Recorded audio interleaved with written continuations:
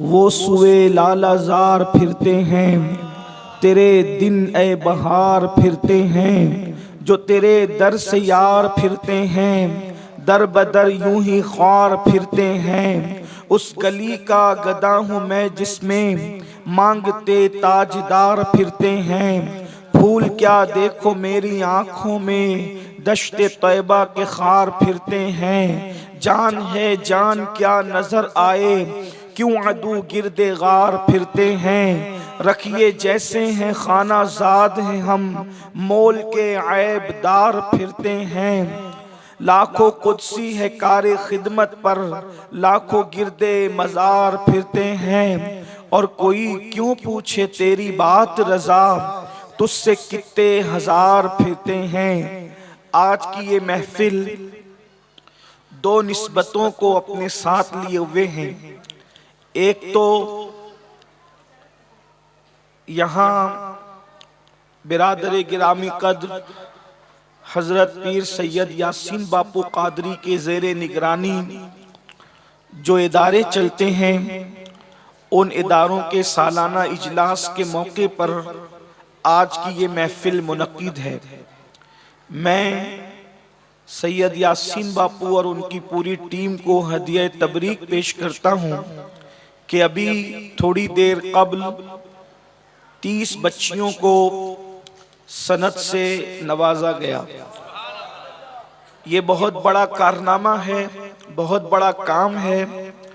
और इस दौर में दीन का काम जो भी करे, हमें अगर उसका सपोर्ट हम नहीं कर सकते तो कम अज कम हम उसके लिए दुआए खैर जरूर करें। और लड़कियों का जो तालीम का काम बापू ने उठा रखा है, यकीन जाने कि लड़कियों की तालीम बेपनाह जरूरी है। इसलिए कि अगर बाप लिखा पढ़ा होता है तो दीन घर तक रहता है, और अगर माँ पढ़ी लिखी होती है तो दीन नस्लों तक रहता है। जितने भी बड़े बड़े औलिया हैं, उन सब की माएँ पढ़ी लिखी थी। सरकार गौसुल आजम दस्तगीर से लेकर सरकार गरीब नवाज तक, सरकार साबिर पाक से लेकर सरकार महबूब इलाही तक, बाबा फरीद, बाबा कुतुब, ये सारे औलिया, इनकी माओं ने इनकी सही तरबियत फरमाई है। इससे पता चला कि माओं की तालीम और माओं की दीनदारी बड़ी कीमती चीज है। तो यहाँ लड़कियों का इदारा सैयदा सुकैना पाक, जिन्हें हम सैयदा सकीना भी कहते हैं, मेरे इमाम की लख्त जिगर, वो शहजादी मजलूमा करबला जिसके नाम की बरकतों से दुआएं मकबूल होती है।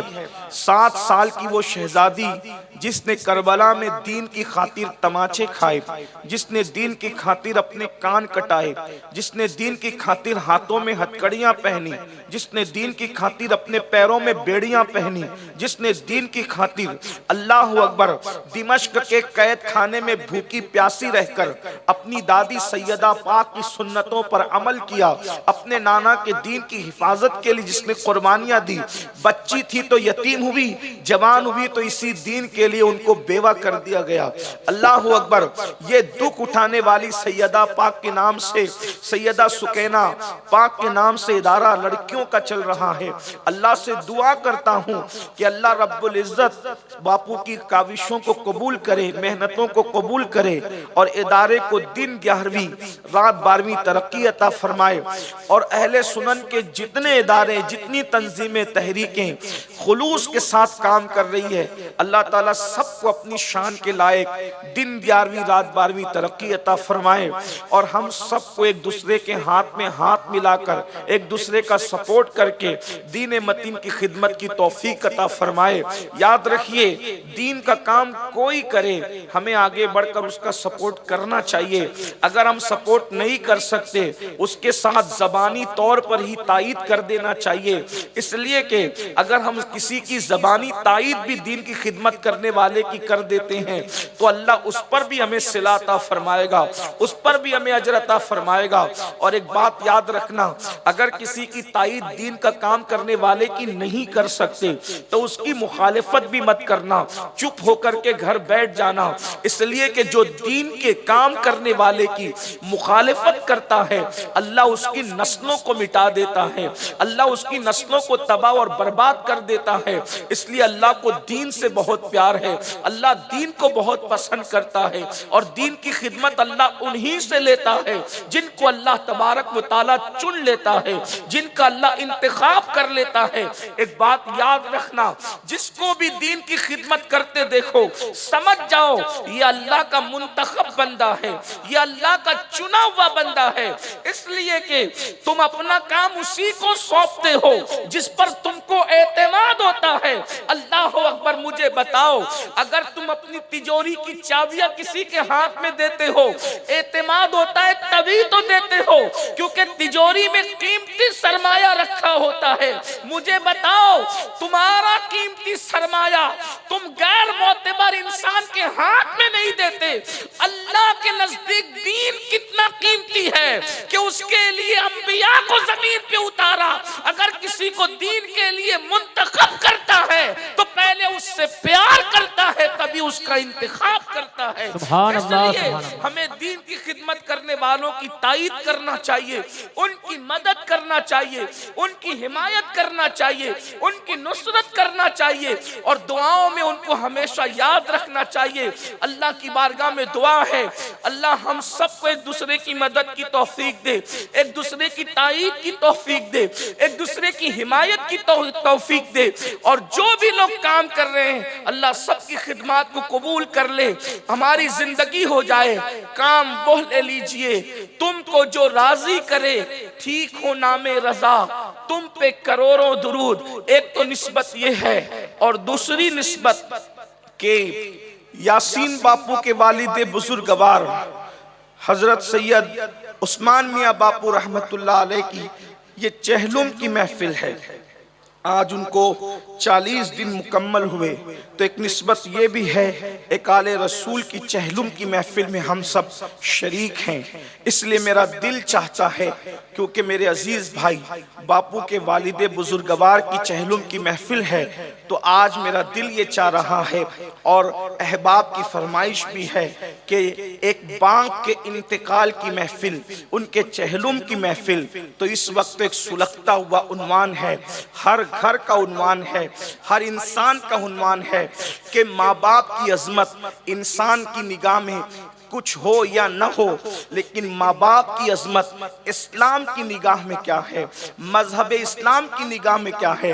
इसलिए कि याद रखना, हम उस मजहब के मानने वाले हैं जो मजहब हमें सिर्फ नमाज की हिदायत ही नहीं करता, हमारा मजहब हमें सिर्फ ज़कात की हिदायत ही नहीं करता, हमारा मजहब हमें सिर्फ सदक़ात की हिदायत ही नहीं करता, हमारा मजहब हमें सिर्फ तस्बीह और मुसल्ले की हिदायत ही नहीं करता, बल्कि अल्लाह अकबर, हमारा मजहब मुहज्जब वो है, हमारा मजहब मुकद्दस वो है।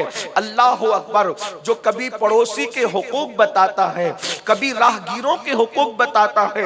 वल्लाह दुनिया में कोई ऐसी मजहब आपको नहीं मिलेगा जो रास्ता चलने वालों के हुकूक भी बताए। हमारे नबी सल्लल्लाहु अलैहि वसल्लम ने राहगीरों का हक भी बताया। आका इरशाद फरमाते हैं, जब तुम रास्तों पर बैठा करो और अगर कोई तुमसे रास्ता पूछे तो उसको सही रास्ता बताया करो। अल्लाह अकबर, सही रास्ता बताने पर भी अज्र की बशारत दी गई है, अज्र का मुजदा सुनाया गया है। अल्लाह अकबर, जो मजहब पड़ोसियों के हुकूक बताए, जो मजहब राहगीरों के हुकूक बताए, जो मजहब दोस्तों के हुकूक बताए, जो मजहब अल्लाह अकबर बीवी के हुकूक बताए, उसी मजहब मुहज्जब मजहब के अंदर वालिदैन के हुकूक क्या हैं। अल्लाह अकबर। इसलिए कि आज की नई नस्ल जिनका वास्ता फिल्मों से पड़ा हुआ है, आज की नई नस्ल जिनका वास्ता सीरियलों से पड़ा हुआ है, आज की नई नस्ल जिनका वास्ता मगरबी तहजीब से पड़ा हुआ है, अल्लाह अकबर, वो वालिदैन की यकसर कद्र नहीं करते और इस उन्वान को वो सुनना भी पसंद नहीं करते। अल्लाह अकबर, अल्लाह अकबर। अंदाजा फरमाए, माँ बाप की अहमियत का अंदाजा इस बात से लगाओ, अगर दो जुड़वा भाई एक साथ पैदा हुए और दोनों की पैदाइश में सिर्फ 2 मिनट का फर्क है, तवज्जो फरमाए, अल्लाह अकबर, माँ बाप की अजमत का अंदाजा। अल्लाह अल्लाह, 2 जुड़वा भाई पैदा होते हैं, 2 मिनट पहले एक पैदा होता है, 2 मिनट के बाद दूसरा पैदा होता है, तो जो 2 मिनट पहले पैदा हुआ है वो भी बड़ा भाई है और उसकी ताजीम भी उस पर लाजिम है। अंदाजा फरमाए, सिर्फ 2 मिनट पहले पैदा होने वाले को जब इस्लाम इतनी इज्जत अता करता है, तो जिनके जरिए से इंसान पैदा होता है उन माँ बाप की अजमतों का आलम क्या होगा। याद रखना मेरी कौम के जवानों, और अच्छी तरह सुन लो, फिल्में देखकर, सीरियल देखकर, मगरबी तहजीब में डूबकर अगर आज ये समझते हो कि जवान होने के बाद हमें माँ बाप की जरूरत क्या है, ये सोच तो जानवरों की है कि जवान होने के बाद हमें माँ बाप की जरूरत क्या है।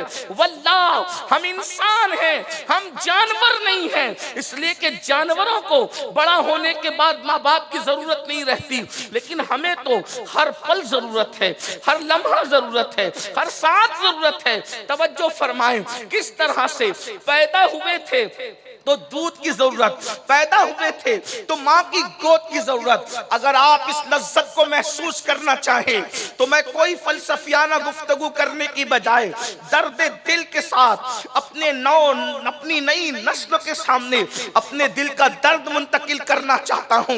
याद रखना, बड़े बड़े तख्त पर इंसान को वो सुकून नहीं मिलता जो माँ की गोद में सुकून मिला करता था, जो बाप की गोद में सुकून मिला करता था। अल्लाह अकबर। मुझे बताओ, क्या कभी बचपने में हमें कोई टेंशन था?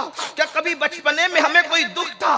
किसी को बचपने में ऐसा हुआ कि टेंशन की वजह से नींद नहीं आती थी? बचपने में हमारे पास दौलत नहीं थी लेकिन फिर भी हम सुकून की नींद सोते थे। बचपने में हमारे पास कोई बैंक बैलेंस नहीं था लेकिन फिर भी हमें चैन की नींद आती थी। मुसलमानों, तुमसे पूछना चाहता हूँ, फलसफा क्या है कि बचपना पुरसुकून क्यों था? अल्लाह अकबर। बचपने में नरम गद्दा मिलता या ना मिलता ये 2 नंबर की बात है, मगर माँ की गोद जरूर मिला करती थी। माँ की गोद का सुकून वो सुकून है।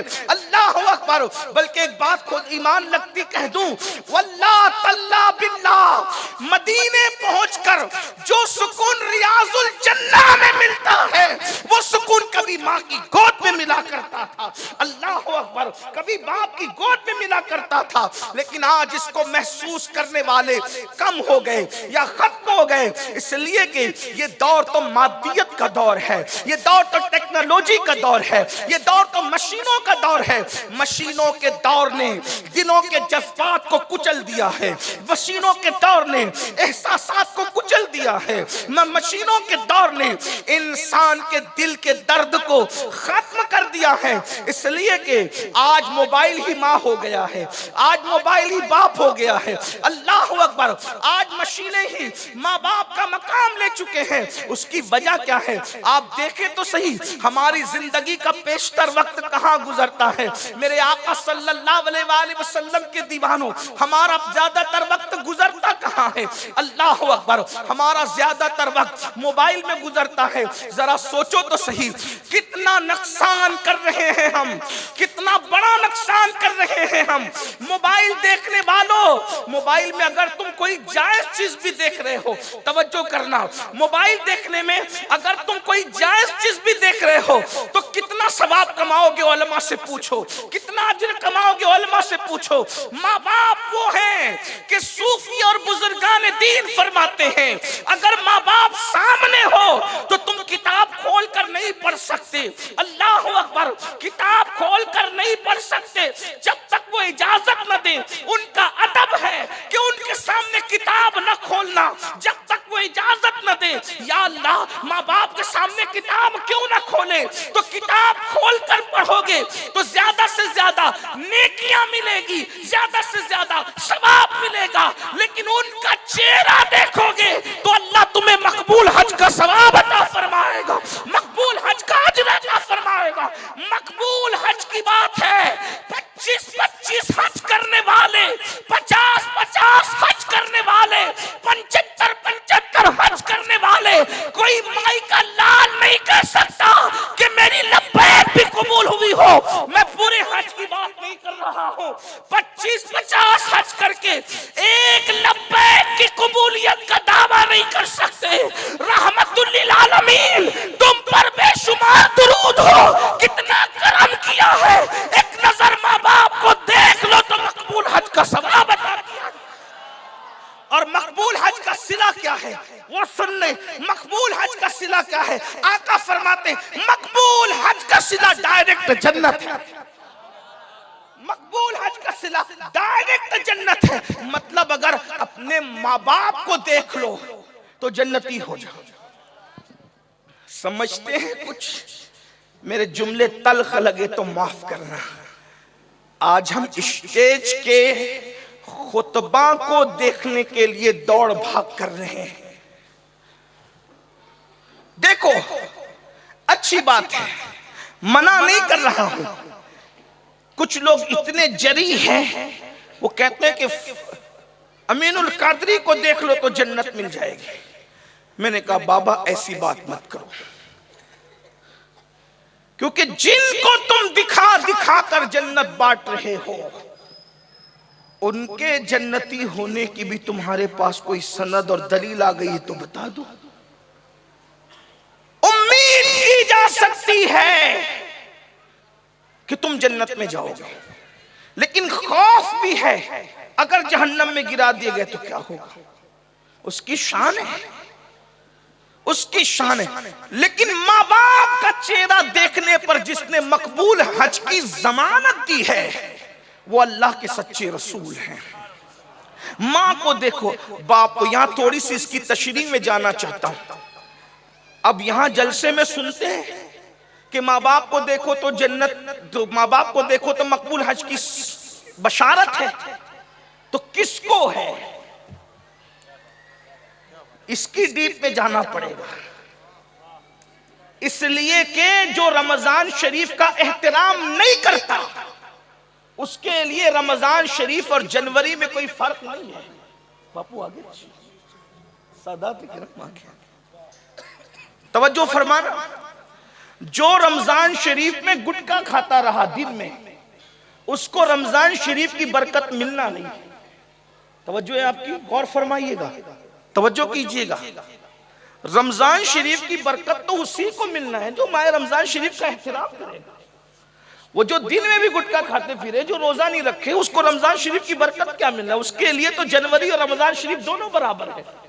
बल्कि रमजान शरीफ कुछ लोगों को जन्नती बनाने के लिए आता है और कुछ लोगों को जहन्नमी बनाने के लिए आता है। ये बात बिल्कुल मैं आपके सामने ये उलमा और सादात की मौजूदगी में अर्ज कर रहा हूं, क्योंकि रमजान शरीफ में अगर नेकियों का सिला बढ़ जाता है तो रमजान शरीफ में गुनाह करने वालों का फिर अजाब का मामला भी दूसरा हो जाता है।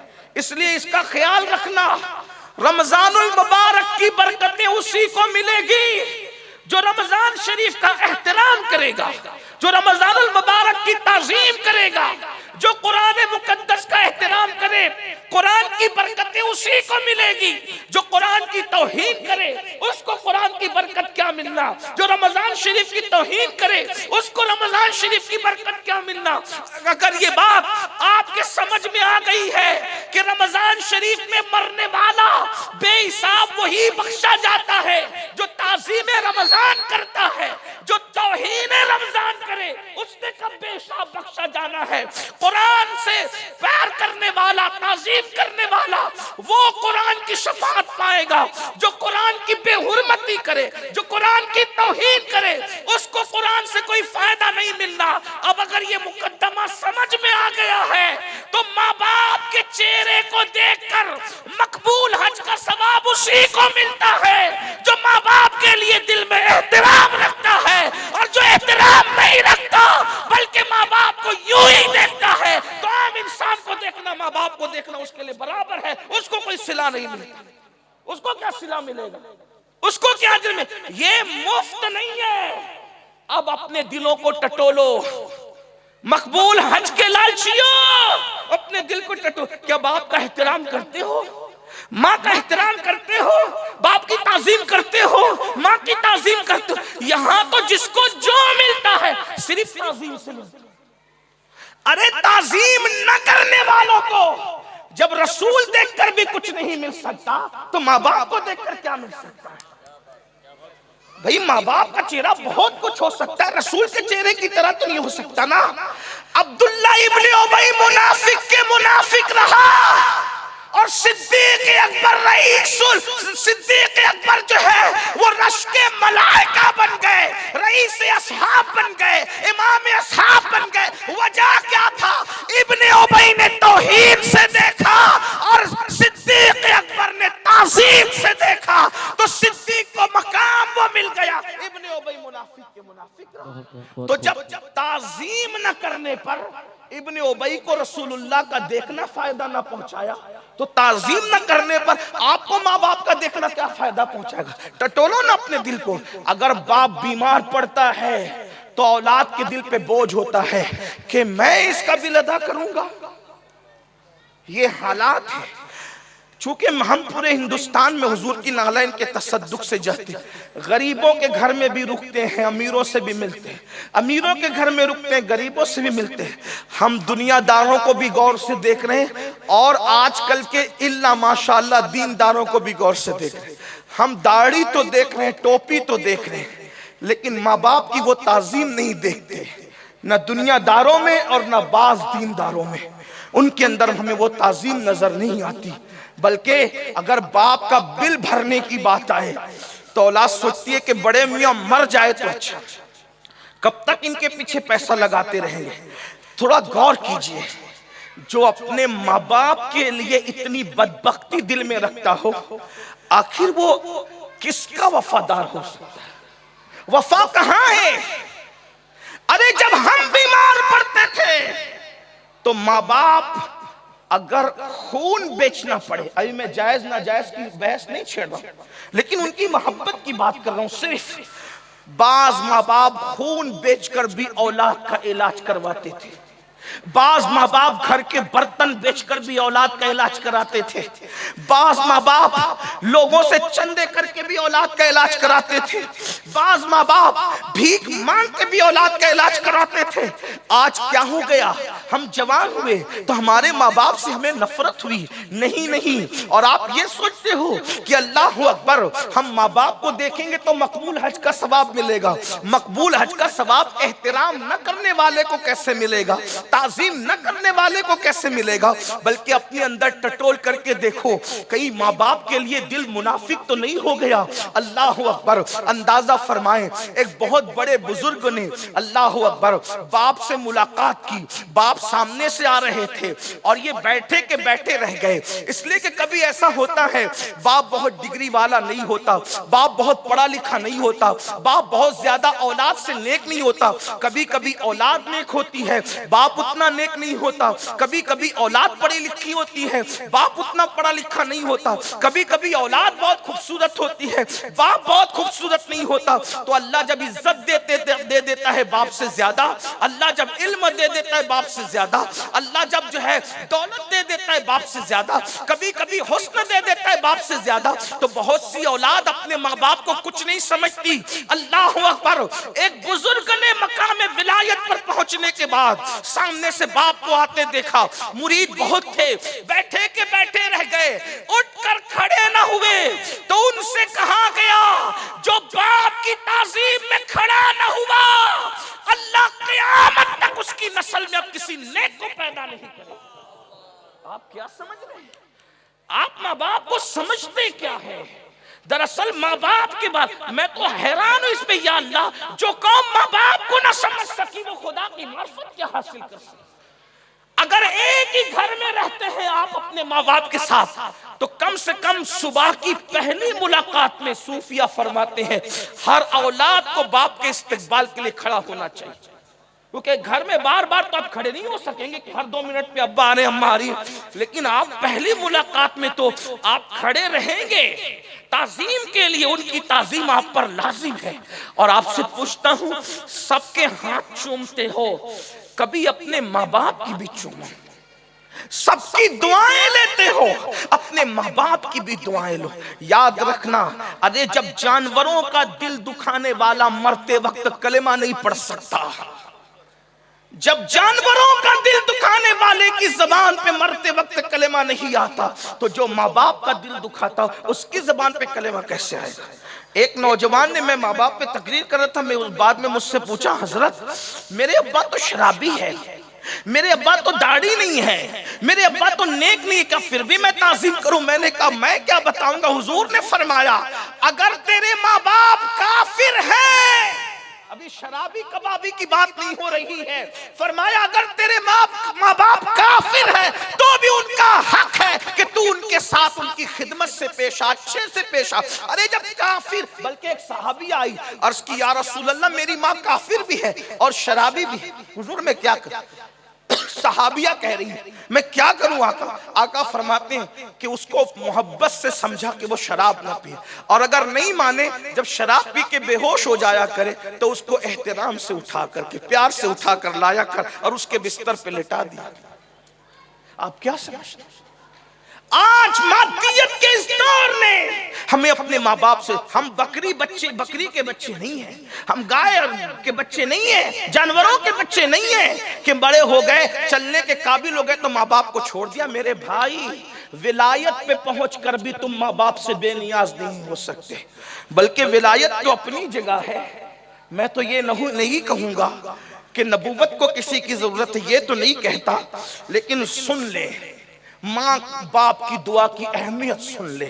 हजरत मूसा कलीमुल्लाह आपने सुना होगा बार बार, लेकिन जरा भूला हुआ सबक याद कर ले, सुन ले।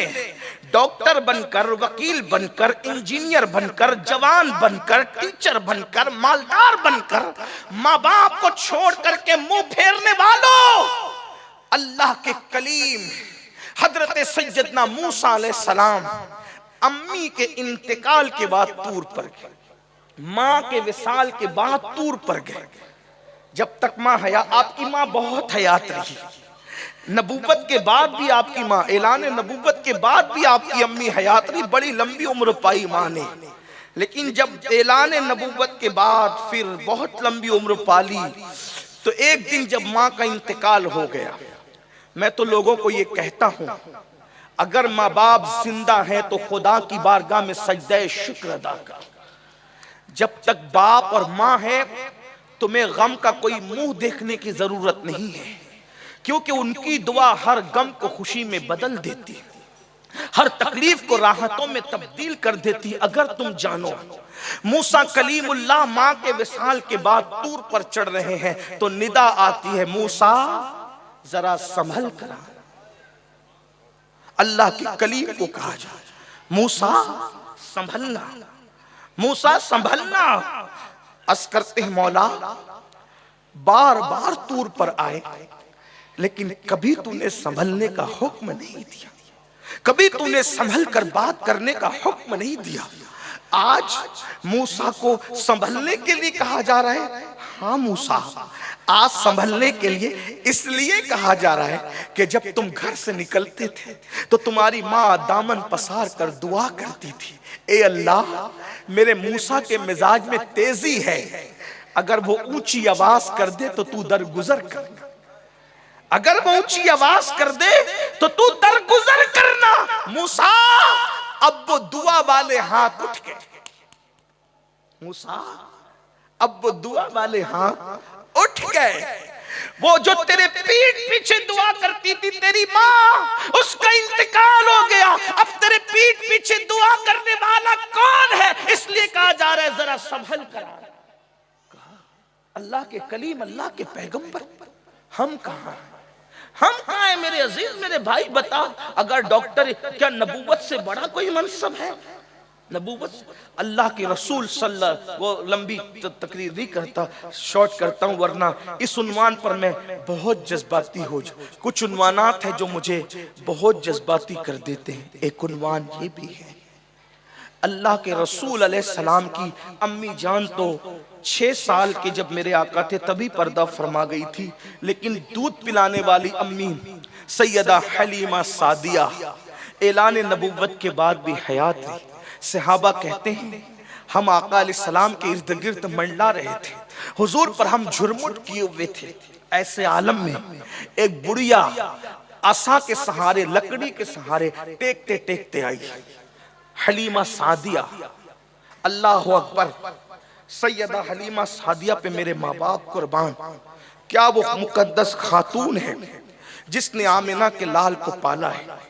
लेकिन मैं एक तहकीक आपके सामने हमारे बुजुर्गों की पेश करना चाहता हूँ। हमारे बास बुजुर्गों ने लिखा कि हलीमा सादिया चूंकि रंग के एतबार से बहुत ज्यादा उजले रंग की नहीं थी, आपका चेहरा बड़ा सादा सा था, सादा चेहरा था।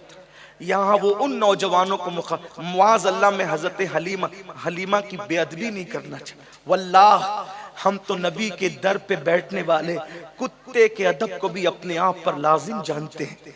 वो तो मेरे नबी की पाक अम्मी है, वो मेरे नबी की पाक अम्मी है जिसकी गोद में मेरे नबी ने खेला है। हम तो ये कहते हैं कि कोई कुरान उठाएगा क़यामत तक गोद में, हलीमा वो मुकद्दर वाली है जिसने साहिब कुरान को उठाया। कुरान चूमने वाले लब तो क़यामत तक पैदा होंगे, लेकिन आमिना के लाल को जिन लबों ने बार बार चूमा है वो सैयदा हलीमा की जात है। हलीमा हलीमा है। अल्लाह अकबर। जब दुआ की कबूलियत में ताखीर होती है तो ये आपका खादिम फकीर कादरी जिन नामों को देता है उनमें से एक नाम हजरत हलीमा सादिया का नाम भी है। हम जब जन्नतुल बकी पहुंचते हैं तो हलीमा के कदमों में खड़े होकर कहते हैं क्या मुकद्दर तूने पाया है, क्योंकि तेरा आमिना का लाल तेरे मुकद्दर में आया है। अर्श भी रश्क की निगाह से हलीमा की गोद को देखता होगा। क्यों? इसलिए कि अगर कभी चले जाए कदमे मुस्तफ़ा तो अर्श को मेराज हो जाती है।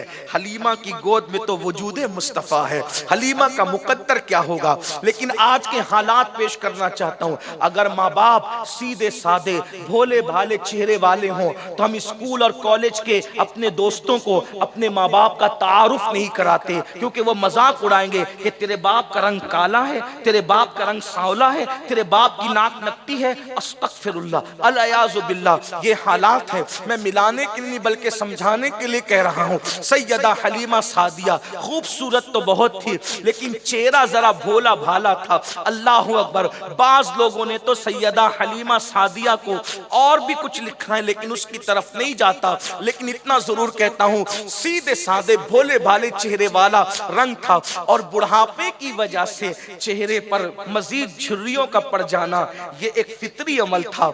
और वो भी एक चादर ओढ़कर असा के सहारे तखज्जुलात की दुनिया में चले आई है। और उस वक्त मेरे आका के शबाब का आलम यह है कि सब हाथ फैला करके बैठे हुए हैं और हुजूर उन्हें खैरात तकसीम कर रहे हैं। ऐसे में हुजूर की निगाह उस लकड़ी टेकने वाली खातून पे पड़ती है। असली लोगों की असलियत देखो, मोहम्मद अरबी सल्लल्लाहु अलैहि वसल्लम का किरदार देखो। हकीकी माँ ना आई थी, दूध पिलाने वाली माँ को देखा, हुजूर उठ करके खड़े हो गए। अंदाजा फरमाए, कायनात जिसकी ताजीम करती है, पत्थर तक जिसका एहतराम करते हैं, दरख्त तक जिसकी ताजीम करते हैं, मेरे इमाम कहते हैं अपने मौला की है बशान अजीम। जानवर भी करे जिनकी ताजीम, पेड़ करते हैं अदब से तस्लीम, अल्लाह संग करते हैं अदब से तस्लीम। पेड़ सजदे में गिरा करते हैं, जिसके लिए पेड़ सजदा करे, जिसके पत्थर ताजीम करे। अल्लाह अकबर। उस रसूल के लिए अक्सा में सारे अंबिया खड़े हो जाए। आज चश्मे फलक हैरत में है, पुश्ते जमीन हैरत में है। अल्लाह अकबर। एक भोले भाले चेहरे को देखकर बुढ़ापे की वजह से जिसके चेहरे पे झुर्रियां थी, आमिना का लाल उठकर खड़ा हो गया और उसके बाद सिर्फ खड़े न हुए। अल्लाह अकबर। एक से खूबसूरत मजमे में मौजूद है, बल्कि सबसे खूबसूरत तो मेरे आका है। वाली चादर उठाई और उसको जमीन पर बिछा दिया और उसके बाद उस बुढ़िया को बिठाया और बिठाने के बाद हुजूर अदब से बैठे रहे। कायनात जिसके आगे दस्त बसता है उसने माँ बाप की ताजीम क्या सिखाई। जितनी देर तक वो बुढ़िया बैठी रही, अल्लाह अकबर, सिर्फ समझाने के लिए बुढ़िया कह रहा हूँ, वरना मेरे मस्तक में मैं किस मुंह से उन्हें बुढ़िया कहूं, क्योंकि वो मेरे नबी को दूध पिलाने वाली माँ है। लेकिन अपने बेगानों तक पैगाम पहुंचाने के लिए सिर्फ अल्फाज का सहारा ले रहा हूँ। जितनी देर तक बैठी रही, सबको छोड़कर हुजूर वहां बैठे रहे और जब वो उठी तो कायनात ने देखा, हुजूर भी उठकर खड़े हो गए। सब हैरान थे। एक भोले भाले चेहरे का इतना एहतराम, एक भोले भाले चेहरे के लिए मुज़म्मिल और मुद्दस्सिर वाली चादर बिछाई जा रही है जमीन पर। उसके बाद जब वो जाने लगी, हुजूर ने प्यार से रुखसत किया। सहाबा को शौक हुआ, तजस्सुस हुआ, अर्ज़ की हमारे माँ बाप आप पे कुर्बान, कौन खुश नसीब किस्मत वाली है। आका ने फरमाया मेरी माँ है। फरमाया मेरी, हुजूर अलैहिस्सलाम ने फरमाया मेरी माँ है। माँ का तारुफ कराया खूबसूरत रसूल ने, ये मेरी माँ है जिसने मुझे दूध पिलाया, इसी को हलीमा सादिया कहते हैं। सहाबा किराम ने अर्ज़ की या रसूल अल्लाह, कितना खूबसूरत मौका मिला है। आका अगर इजाजत दे दें तो आपके बचपन के कुछ वाकयात इनसे सुनना चाहते हैं। या रसूल अल्लाह, आपका बचपना इनसे सुनना चाहते हैं। हुजूर अलैहिस्सलाम ने इजाजत दे दी। फिर हलीमा सादिया से सहाबा ने हुजूर का बचपना सुना और फिर हुजूर का बचपना हलीमा सादिया ने बयान किया। आपसे पूछता हूँ मुसलमानों, मुझे बताओ, दूध पिलाने वाली माँ का इतना एहतराम है, अगर हकीकी माँ सैयदा आमिना खातून हयात होती तो अल्लाह के रसूल उनकी कितनी इज्जत करते, कितना एहतराम करते। बल्कि आपको मालूम होना चाहिए, जब हज्जतुल वदा के मौके पर हुजूर मक्के से मदीने मुनव्वरा से मक्का शरीफ जा रहे थे, तो आप जब मकाम अबवा पर पहुंचे, अल्लाह के घर जाने से पहले मकाम अबवा पे पहुंच के अल्लाह से कहते, मौला माँ की कब्र की जियारत को जाना चाहिए, इजाजत। माँ की कब्र की जियारत, और हुजूर गए, अपनी अम्मी जान की कब्र पर गए। और अम्मा आयशा पाक फरमाती है, जब अम्मी के मजार की जियारत से लौटे हैं, बतौर मफहूम पेश कर रहा हूं, तो हुजूर का चेहरा खुशी से ऐसे दमकता था जैसे 14वीं का चांद दमक रहा है। मैंने अर्ज की, आका बहुत खुश हैं आप, खुशी की वजह क्या है? वो कहा मेरी अम्मी के मजार पे गया था, मेरे अल्लाह ने कहा आवाज दो, मैंने आवाज दी तो अल्लाह ने मेरे लिए मेरे माँ बाप को जिंदा कर दिया, और उसके बाद वो कलेमा पढ़ के मेरी उम्मत में दाखिल हो गए और वापस से अपनी कब्रों के अंदर चले गए। नारे तकबीर, अंदाजा फरमाए, नारे रिसालत, आज मेरी कौम नारे के नौजवान, हैदरी, आज मेरी कौम के नौजवान अपने माँ बाप को, अपने माँ बाप को जो है वो माअज़ल्लाह सुम्मा माअज़ल्लाह घर का कचरा समझते हैं, माँ बाप को घर का कचरा समझते हैं, उनकी इज्जत नहीं करते। न करने वालों, फकीर कादरी का तुम्हारे लिए पैगाम है, आज अपने माँ बाप की जितनी बेइज्जती चाहे कर लो, बेहुरमती चाहे कर लो, जितना दिल दुखाना चाहे दिल दुखा लो, लेकिन एक दिन तुमने भी माँ बाप बनना है। कौम की बेटियां यहाँ मौजूद है, मैं उनसे भी कहता हूँ, माँ का दिल दुखाने वालियों, एक दिन तुमने भी माँ बनना है। यहाँ नौजवान मेरे भाई मौजूद है, माँ बाप को तकलीफ देने वालों, एक दिन तुमने भी माँ बाप बनना है। आज जितना अपने माँ बाप को सताओगे, तुम्हारी नस्लें इससे ज्यादा तुम्हें अजियत पहुंचाएगी। इससे बतौर बद्दुआ नहीं कह रहा हूँ, हदीस पाक की रोशनी में कह रहा हूँ, इससे ज्यादा तुम्हारा दिल दुखाया जाएगा। उस दिन तुम्हें तुम्हारे माँ बाप याद आएंगे। एक मर्तबा का वाकया है, एक शख्स को उसका बेटा 2 तमाचे मार रहा था और घर से निकाल रहा था। लोगों ने कहा शर्म कर, बाप को मारता है। उस वक्त उसने कहा था, बाप ने इसे मारने दो, मारने दो, ये नहीं मार रहा है, मेरा करतूत मुझे मार खिला रहा है। तो कहा मतलब क्या? कहा जब मैं जवान था तो अपने बाप को ऐसे ही मारता था, लेकिन मैंने अपने बाप को 1 तमाचा क्या मारा, मेरा बेटा मुझे 2 तमाचे मार रहा है। अल्लाह अकबर। ये दुख न दो अपने माँ बाप को, जब तक ये जिंदा हैं। तुम्हें दुख है कि ये जिंदा क्यों है? जिस दिन ये मर कर कब्र में चले जाएंगे, कब्रों की जीनत बन जाएंगे, उस दिन हर दुख में ये तुम्हें याद आएंगे, उस दिन हर सुख में ये तुम्हें याद आएंगे। लेकिन उस वक्त तो तुम दुआएं करोगे, काश कि ये हमें ख्वाब में नजर आए, लेकिन ये गुमशुदा चेहरे फिर तुम्हें कभी ख्वाब में भी नहीं दिखेंगे। आज माँ बाप की इज्जत कर लो, आज माँ बाप की कद्र कर लो, आज माँ बाप का एहतराम कर लो। मुझे एक वाकया बहुत पसंद है, उसी को पेश करके अब मैं अपनी गुफ्तगू को समेट लेता हूँ, शायद कि उतर जाए तेरे दिल में मेरी बात। मैं एक वाकया बहुत मुझे पसंद है। यूं तो बहुत सारी चीजें इंसान की अपनी तकरीर की किसी को याद रह जाती है, लेकिन एक वाकया प्रोफेसर शेख इकराम ने अपनी किताब में लिखा है, उसको मैं अपने अल्फाज के जामे में पेश करके अपनी बात को तमाम कर लेता हूँ। बहुत सारे उन्वानात इसमें सिमट आएंगे। आज अगर किसी नौजवान को लड़की पसंद आ जाए ना, तो वो अपने माँ बाप को छोड़ देता है पसंद की लड़की के लिए। वल्लाह ये गलती कभी मत करना मेरी कौम के बेटों, मेरी कौम की बेटियों, अपने माँ बाप को कभी मत छोड़ना। याद रखना, जिसके दामन में माँ बाप की दुआ नहीं है वो कभी सुकून नहीं पा सकता। लाखों रुपए कमा लो, करोड़ों रुपए कमा लो, अरबों का बैंक बैलेंस कर लो, तरक्की कर लो, कुछ नहीं मिलेगा। मैं अपने बचपने के एक दोस्त का वाकया बताता हूँ आपको, फिर आगे चलता हूँ। जो वाकया मुझे बहुत पसंद है उसकी तरफ चलता हूँ। आमतौर पे मैं अपने देखे हुए वाकयात नहीं बोलता तकरीरों में, इसलिए कि मैं उसको उतनी अहमियत नहीं देता, ज्यादातर बुजुर्गों की बातें पेश करना चाहता हूँ। लेकिन बचपने का मेरा एक दोस्त था। वैसे तो मेरी अम्मी ने मुझे और मेरे बुजुर्गों ने मुझे एक वसीयत की है, बेटा किसी से भी दोस्ती करते वक्त ये देख लेना कि वो माँ बाप का वफादार है कि नहीं है। अगर वो माँ बाप का वफादार है तो कितना भी कुछ भी दोस्ती कर लेना, और अगर माँ बाप का वफादार नहीं है उससे दोस्ती मत करना, क्योंकि जो माँ बाप का वफादार नहीं हुआ वो किसी का वफादार नहीं हो सकता। मैं अक्सर अपने दोस्तों को कहता हूँ कि अगर किसी औरत से मुरीद होने की इस्लाम इजाजत देता तो मैं अपनी माँ का मुरीद होता, इसलिए कि मेरे अपने नजरिए में माँ बाप से बड़ा मुर्शिद मुझे कोई नजर नहीं आता।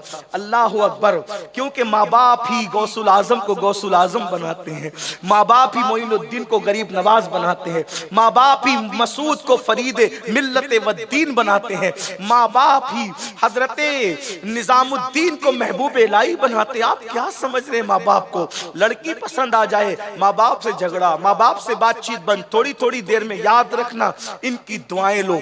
और एक बात आपको कहूं, अगर ये बेकसूर भी तुम्हें डांटे तो हाथ बांध करके खड़े हो जाओ, वहां से हटो मत, उनको जी भर के तुम्हें डांट लेने दो। वल्लाह ये इतने अजीम लोग हैं, जब तुम्हें डांटते हुए वो देखेंगे कि आप सुकून से खड़े हो तो आपको यकीन जानिए कि अल्लाह अकबर, वो आप पर प्यार करेंगे, आप पे रहम करेंगे।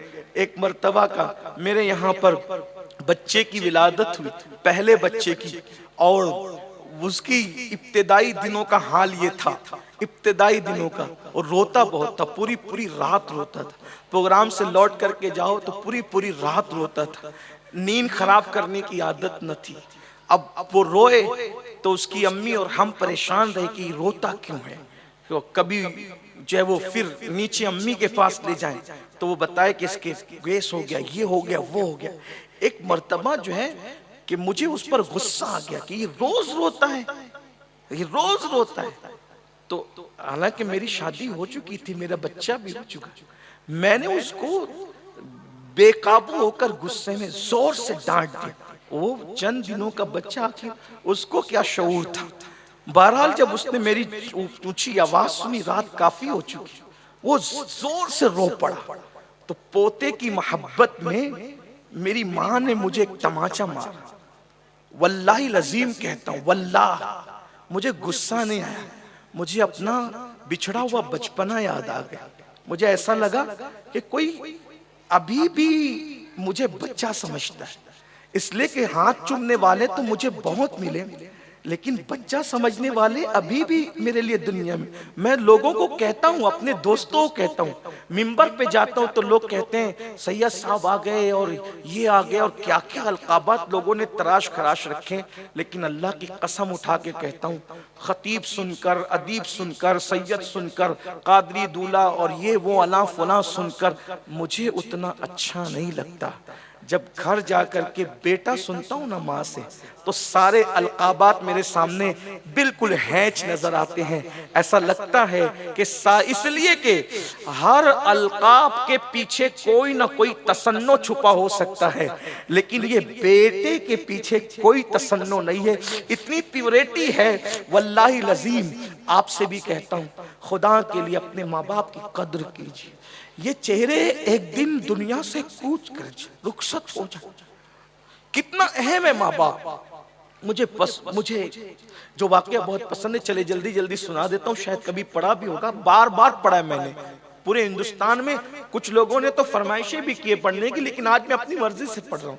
और मुझे वो याद आया, इश्क मोहब्बत का इमाम इश्क मोहब्बत, इमाम इश्क मोहब्बत, इश्क मोहब्बत का इमाम मुझे याद आया, जिसे दुनिया सैयदना उवैस करनी के नाम से जानती।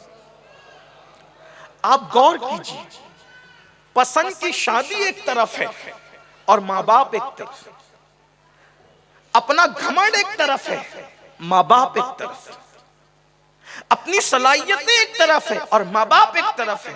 हम किसको चुनते हैं?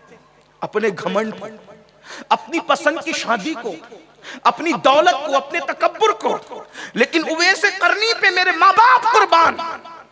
एक तरफ ज़ियारत रसूल है, ज़ियारत रोज़े रसूल नहीं, ज़ियारत रसूल है, और एक तरफ माँ की खिदमत है। उवैस करनी चुनते किसको है? किसको चुना हज़रत उवैस ने?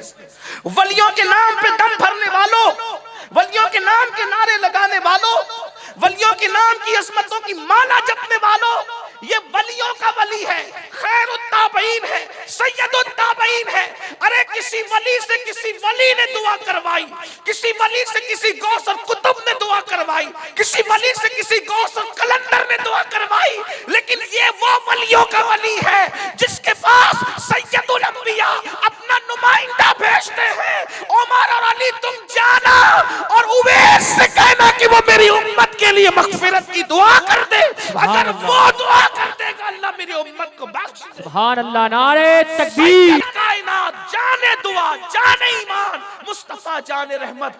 आका फरमा रहे कि उवैस से कहना वो मेरी उम्मत के लिए मग़फ़िरत। क्या मकाम मिला? हुजूर की ज़ियारत नहीं की उन्होंने, क्या मकाम मिला? हुजूर दुआ करवा रहे, हुजूर अपना जुब्बा भिजवा रहे, जुब्बा, अपना जुब्बा हुजूर भिजवा रहे कि उससे कहना वो मेरी उम्मत के लिए दुआ करे। आइए इसी पे बात तमाम करता हूँ। शेख इकराम के हवाले से पढ़ रहा हूँ, उन्होंने क्या लिखा। हजरत उवैस करनी बहुत बड़े आशिक रसूल। ये भी सुन लें, आज बहुत से नाम निहाद आशिक रसूल घूम रहे हैं, जिन्हें नात सुन के वजद भी आता है, नोटें भी लुटाते हैं, और समय कव्वालियों पे भी नोटें लुटाते हैं, नात खानों पे भी लुटाते हैं, पीरों पे भी, फकीर सब पे लुटाते हैं, हुजूर के नाम पे अंगूठे भी छूमते, सब कर बड़े आशिक हैं वो। एक बात कहूं, आशिक की सबसे बड़ी पहचान ये है कि सच्चा पक्का आशिक रसूल वही हो सकता है जो अपने माँ बाप का वफादार। अगर आप माँ बाप से गद्दारी करते हैं तो हुजूर का इश्क आपने रस्मी तौर पे कबूल किया, हकीकत कुछ नहीं। क्यों? इसलिए कि जिसके दिल में महबूब की मोहब्बत होगी वो जानेगा कि दीदार के बगैर तो इश्क हो सकता है, लेकिन वफादारी के बगैर इश्क नहीं हो सकता।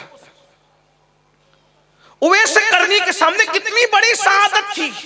अगर जियारत कर लेते तो सहाबी हो जाते, लेकिन उवैस जानते थे करनी रदी अल्लाह ताला कि मैं दीदार के बगैर तो आशिक बन सकता हूं, लेकिन माँ की खिदमत करके हुजूर की नाफरमानी करके आशिक नहीं, माँ की खिदमत को छोड़ के हुजूर की नाफरमानी करके आशिक नहीं बन सकता। वैसे करनी की एक माँ है, बूढ़ी माँ, बहुत बूढ़ी हो गई थी, और आपकी अम्मी जान का हाल ये था कि माँ कुछ नहीं कर सकती थी। अब दिल के कान से अगर सुन सकते हैं तो मैं बात पूरी कर लूं, आप सुन लेता हूं। बहनों की भी तवज्जो, बच्चों को सुनाइए, बार बार सुनाइए। मुझे बहुत पसंद ये वाकया, और किताब का हवाला मैंने पढ़ दिया, और मैं इसको मजीद अपने अल्फाज के जामे में कुछ समझा कर पेश कर रहा हूं। उवैस करनी ऐसे आशिक का नाम है कि हजरत उवैस ऊंट चलाते थे, ऊंटों को ले जाते थे जंगलों में, और ऊंट के चराई पर जितनी रकम मिलती थी सब माँ बाप को पेश कर, आजकल तो प्रॉपर्टी खरीदते हैं, माँ बाप से छुपाते हैं, पता चल गया तो कहीं मांग ना ले।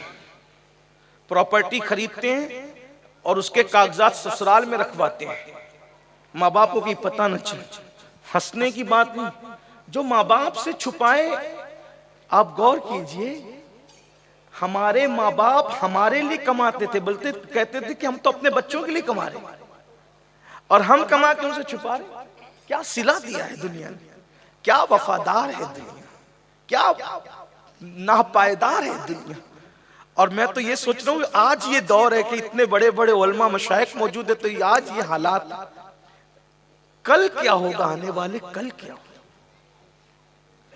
जब माँ बाप हमारे घर आते थे ना, तो हमारे लिए नेमतें छुपा के लाते थे, छुपा के रखते थे। मेरा बच्चे को खिलाऊंगा, मेरे बच्ची को खिलाऊंगा। आज हम अपने माँ बाप से, वो सबसे छुपा के हमें देते थे, और आज हम अपने माँ बाप से छुपाते। क्या दिन है। सैयदना उवैस करनी जितना कमाते माँ के सामने लाकर पेश कर देते, और पूरा कमाया हुआ माँ पे खर्च करते।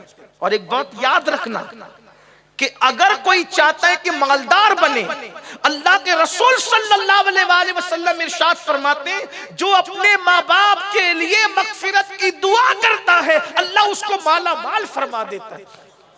मस्जिद बनाने से ज्यादा, मदरसा बनाने से ज्यादा, जलसे करने से ज्यादा, किसी भी नेक काम में खर्च करने से ज्यादा, अगर सबसे ज्यादा तुम्हें सवाब मिलता है तो माँ बाप पे खर्चा करने में मिलता है। वैसे करने सब माँ पे खर्चा करते थे, और खुद के लिए खजूर की गुठलियां लोग खाकर खजूर जब फेंक देते हैं, वो धुल करके उसको कूट करके पीस कर फेंकते थे, उसके ऊपर पानी पीते। और कपड़ों का हाल ये था, एक ही जुब्बा था जिसके चितड़े उड़ गए थे। लोग कपड़े पुराने करके जब फेंक देते थे तो उसको उठाकर धुल करके पेवन लगा देते, और लोग उनको दीवाना समझते। दीवाना समझकर लोग उनको पत्थर भी मारते थे। तो उवैस कहते थे, पत्थर मुझे बड़े मत मारा करो, छोटे छोटे पत्थर मारा करो। तो लोग ताना देते थे, आशिक भी बनते हो और पत्थर खाने का हौसला भी नहीं है। तो उवैस कहते थे, मैंने कब कहा कि न मारो, मैं तो कहता हूं कि मारो, बड़े मत मारो, छोटे मारो, क्योंकि जब बड़े मारते हो तो चोट आती है, खून निकलता है, वुजू टूट जाता है, बेवुजू यार का नाम कैसे ले सकता हूं। इसलिए छोटे छोटे पत्थर मारा करो, ताकि मेरा वुजू भी बरकरार रहे, तुम्हारा शौक भी पूरा होता रहे, मेरा शौक भी पूरा होता रहे। तुम पत्थर मारते रहा करो, मैं यार पे दुरूद बावुजू पढ़ते रहा करूं, बेवुजू नामे मोहम्मद कैसे ले सकता हूं। उवैस करनी का ये हाल था। अल्लाह अकबर। और रोजाना रात को तड़पते बिलकते रोते, सुबह होती माँ के पास आके बैठ जाते और माँ के कदम पकड़ के कहते, अम्मी मेरे महबूब की मुझे बहुत याद सताती है, मेरे आका की बहुत याद कर पाती है। अम्मी क्या एक मर्तबा मैं जाऊं मेरे आका की जियारत के लिए, हुजूर की जियारत करूं। माँ बहुत दाना थी, होशियार थी। माँ कहती थी, बेटा वो हमारे आका इतने खूबसूरत है, इतने हसीन है, इतने जमील है, ऐसे वो आका है। अरे बड़े बड़े अक्लमंद गए, सुना है कि पीछे पीछे फिरते हैं, किसी और चीज का होश नहीं है उनको। अबू बकर जैसा अक्लमंद जब दीवाना हो गया, अली जैसा अक्लमंद जब दीवाना हो गया, उमर जैसा अक्लमंद जब दीवाना हो गया, उस्मान जैसा अक्लमंद जब दीवाना। बेटे तू तो पहले ही से दीवाना है, तू वापस लौट कर नहीं आएगा। उनके लिए तो हजारों है, मेरे लिए तो तेरे सिवा कौन है। मेरे बेटे मैं तुझे जाने की इजाजत नहीं देती। देखो ये सच्चा इश्क है, इश्क मुस्तफा के नाम पर हम क्या क्या कर रहे हैं मेरे भाइयों। उवैस करनी कलेजा पकड़ लेते, मगर माँ की नाफरमानी करके नहीं जाते। आज तो माँ बाप हाथ जोड़ते हैं पुलिस स्टेशनों में, मेरी बेटी घर चल के बात करेंगे। तो बेटी कहती है, तुम कौन हो, मैं नहीं पहचानती। याद रखना, ऐसी बदकार बेटियों को, ऐसी नादान बेटियों को कभी सुकून और इज्जत और खुशी नहीं मिल सकती। ऐसे बेटों को कभी करार नहीं मिल सकता। अल्लाह के रसूल की जियारत के लिए माँ कह रही है, तू मुझे छोड़ के जाएगा तो कौन है तेरे सिवा, तू न जाना। कलेजा पकड़ के बैठ जाते, मगर नहीं जाते। फिर दूसरी सुबह यही, फिर तीसरी सुबह, रोज का मामूल है। अम्मी से इजाजत मांगते। एक दिन माँ ने ख्याल किया, ये रोज रोज आता है, रोज रोज इजाजत मांगता है, आज मैं इसको ऐसी बात कह दूंगी कि फिर कभी इजाजत लेना ही भूल जाएगा। माँ के पास आए, माँ ज़हनी तौर पे पहले से तैयार थी। अल्लाह अकबर, अम्मी के कदम पकड़े, माँ से कहा अम्मी बहुत याद आए, मेरे आका की बहुत याद आई। मेरे भाइयों, आप अपना हाल तो सोचिए ना, जब आपके मोहल्ले से हाजियों के काफले जाते हैं तो हमारा दिल कितना तड़पता है। हम ऐसे गिरे पड़े हैं तो हमारा दिल इतना तड़पता है। मदीने मुनव्वरा की हाजिरी के लिए उवैसे करनी का दिल कितना तड़पता होगा। माँ को कहा अम्मी आज हुजूर की बहुत याद आई, अम्मी मैं जाऊं हुजूर से मिलने? माँ ने कहा हाँ हाँ बेटा चले जाओ। आज खिलाफे तवक्को जवाब सुन के उवैस मचल पड़े, लेकिन साथ ही माँ ने जुमला कहा, उवैस देखो मैं तुम्हें 8 पहर का टाइम देती हूँ। 8 पहर मतलब समझाने के लिए कह रहा हूँ 24 घंटे का टाइम देती हूँ, बस इतने वक्त में जाके वापस आना है। माँ ने सोचा होगा कि अगर इतना शॉर्ट टाइम मिलेगा तो जाएगा ही नहीं, क्योंकि मदीने मुनव्वरा यमन से 1 महीने का फासला, जाने 1 महीना आने 1 महीना, कुछ तो वहां रुकना था। लेकिन कहा उवैस अगर लौट के नहीं आए ना तो मैं तुम्हें माफ नहीं करूंगी, और इतने टाइम में पलट के नहीं आए ना मैं तुम्हें माफ नहीं। आजकल का बेटा होता तो पता नहीं क्या बातें करता, लेकिन वारे सच्चे आशिक उवैस करनी ने कहा अम्मी मैं वापस लौट आऊंगा 8 पहर में। अहले सुन्नत का इस पर इत्तेफाक है कि वली बतौरे करामत 2 कदम में भी कहीं भी जा सकता, बोदे मकानी सिमट आती है, हमारा अकीदा है। बतौर करामत बड़ी बड़ी जमीन का फासला शॉर्ट में तय हो सकता है। इस पर अल्लामा यूसुफ नबहानी ने दलीलें पेश की है, इमाम अहमद रजा ने दलीलें पेश की है, और इमाम गजाली ने दलीलें पेश की है, इमाम कुशैरी ने दलीलें पेश की है। हजरत उवैस करनी अल्लाह अकबर, जैसे सुना 8 पहर में वापस आना, आपने कुछ नहीं देखा और माँ से कहा अच्छी अम्मी मैं चलता हूँ, मैं 8 पहर में वापस आऊंगा इंशाल्लाह, और चल पड़े। अब मैं अपने तसव्वुरात की दुनिया में सोचता हूँ, कभी दौड़ते हैं तो ख्याल आता है उवैस यार की गली में क्या ऐसे ही दौड़ते हुए जाते हैं? अब यार का ख्याल आया, रुक करके धीरे धीरे चलते हैं। माँ का ख्याल आता है, दौड़ पड़ते हैं, कभी चलते हैं कभी दौड़ते हैं, कभी चलते हैं कभी दौड़ते हैं। ऐसे में कुदरत को उवैस की ये अदा पसंद आई, माँ की वफा पसंद आई। अल्लाह ने जमीन को हुक्म दिया, जमीन सिमट जा और मेरे उवैस को मदीने से करीब कर दे।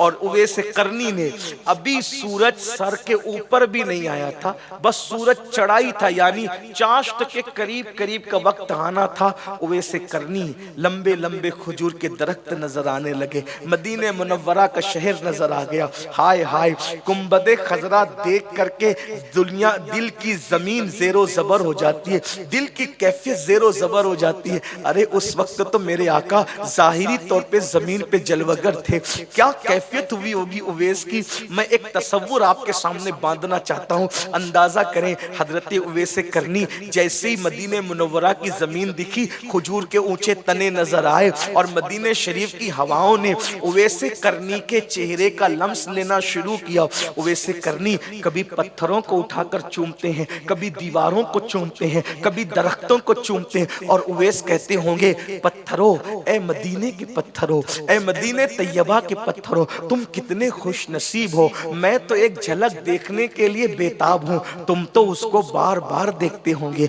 जब वो चलता होगा उसकी नालैन को बोसे देते होंगे। ए मदीने शरीफ की दीवारों, वो दामन पे जब हवाएं लगती होगी तो तुम उसको चूमने का शरफ हासिल करते होंगे। रोते हुए, आंसू बहाते हुए उवैस करनी आगे बढ़े। जैसी मस्जिद नबवी के करीब पहुंचे, किसी से मुलाकात हुई तो पूछा आका कहाँ है? तो कहा ये वक्त उनके केलोला करने का है, आराम करने का है। चूंकि अभी नमाज का वक्त नहीं, इसलिए वो मस्जिद में नहीं है। रुको, ठहरो, कहाँ से आए हो?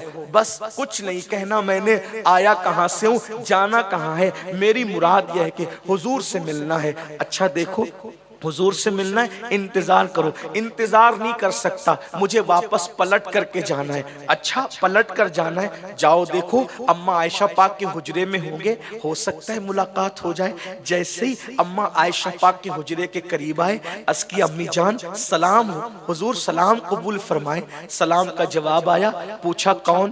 कहा नाम तो नहीं बताता, लेकिन इतना कहता हूँ यमन से आया हूँ, कर्न का रहने वाला हूँ, गुलाम हूँ, एक नजर एक झलक देखने के लिए आया हूँ, क्या आका से मुलाकात हो सकती है, जियारत हो सकती है? फरमाया वो नहीं है, वो बाहर गए हुए हैं। कलेजा पकड़ा, हाय भरी हाय, इतनी तमन्ना लेकर आया था। हुजूर की हिकमत, हुजूर जानते हैं कौन क्या है, कैसा है। उनके आने से पहले ही हुजूर बाहर चले गए। अब घर के बाहर गए या मदीने मुनव्वरा के बाहर गए, ये तो अल्लाह जानता है। मैं प्रोफेसर इकराम साहब की बात पर यकीन करते हुए जो उन्होंने लिखा, बस ये कि हुजूर बाहर गए, रुको ठहरो, वो आएंगे। कहा नहीं, मुझे पलट के जाना है, मेरी बूढ़ी माँ है, मेरे सिवा उसका कोई नहीं है। उसने मुझे 8 पहर का टाइम दिया है और मुझे 8 पहर के अंदर अंदर मदीने मुनव्वरा से यमन जाना है।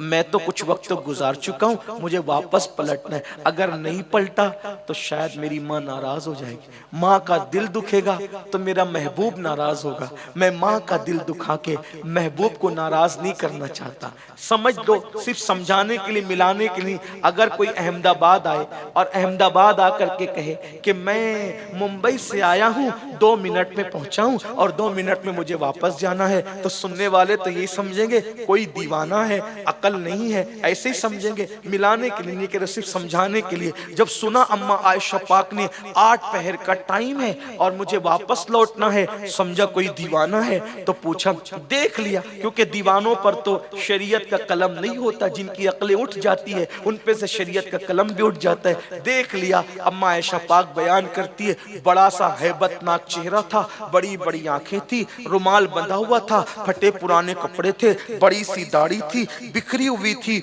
हाथ पर अंडे इतना सफेद का निशान था। अल्लाह अकबर, पुरजलाल और हैबत चेहरा। यानी अगर उसका नक्शा आप पढ़ेंगे तो किसी मजजूब को आप देखते हैं तो एक उसी की तस्वीर निगाहों के अंदर उभरती है। ऐसा बुजुर्गों ने फरमाया।